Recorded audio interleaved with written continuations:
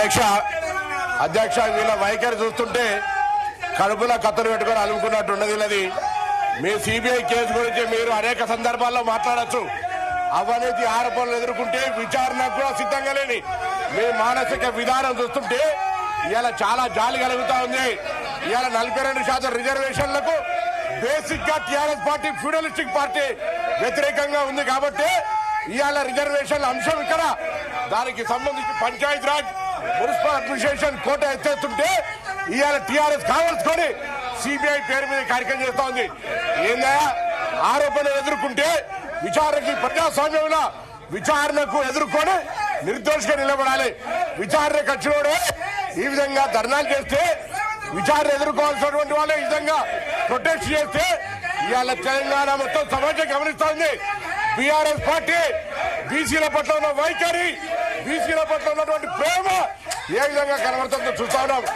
డెఫినెట్లీగా ఇది ప్రజలు గమనించాలి. తెలంగాణ ప్రజలంతా గమనిస్తారు.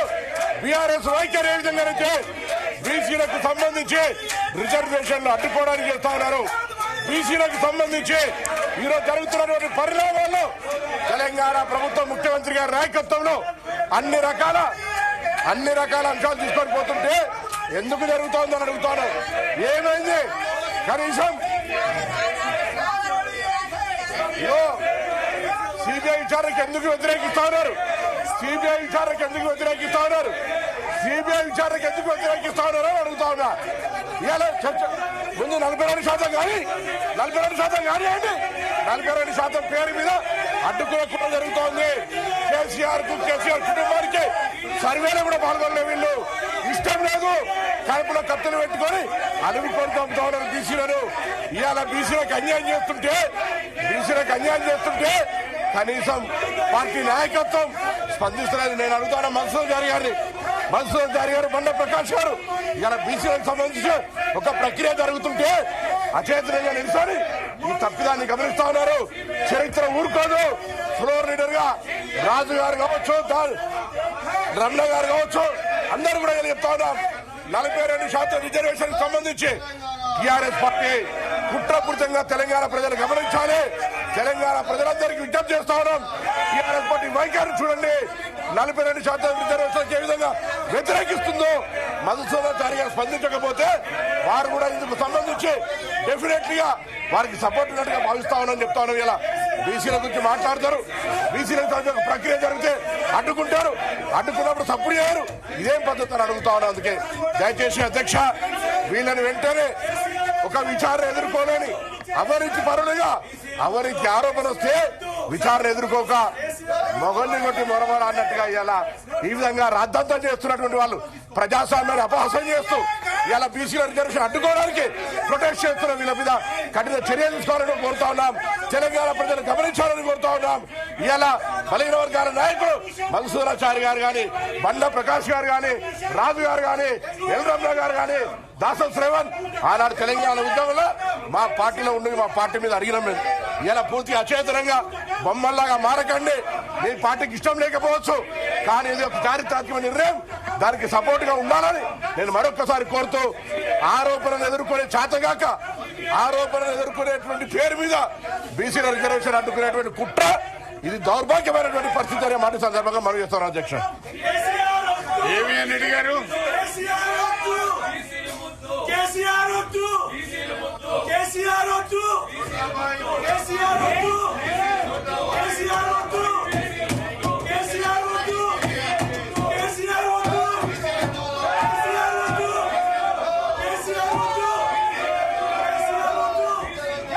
అధ్యక్ష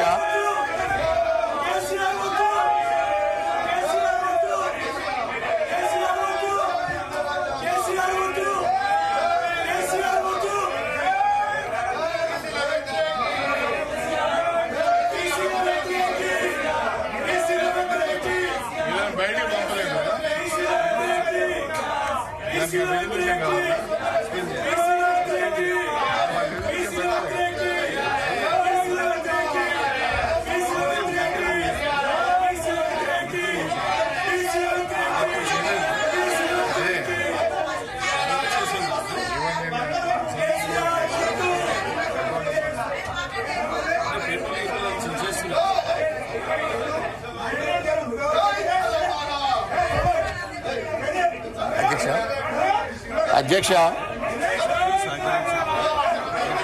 మీకు విన్నవించుకున్నది ఏంటంటే సభను కొంచెం ఆర్డర్లో పెడితే మేము మాట్లాడేది వినొస్తుంది సభ్యులకు. అధ్యక్ష, గౌరవ సభ్యులు మీ మీ స్థానాల్లో కూర్చోండి. Please take your seat. Please take your seat.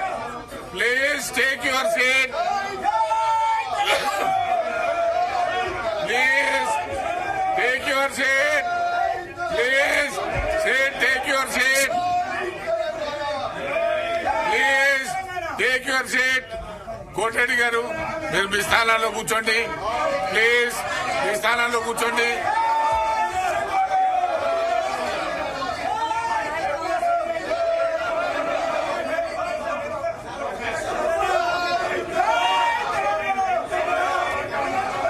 Please. Sanjay Reddy,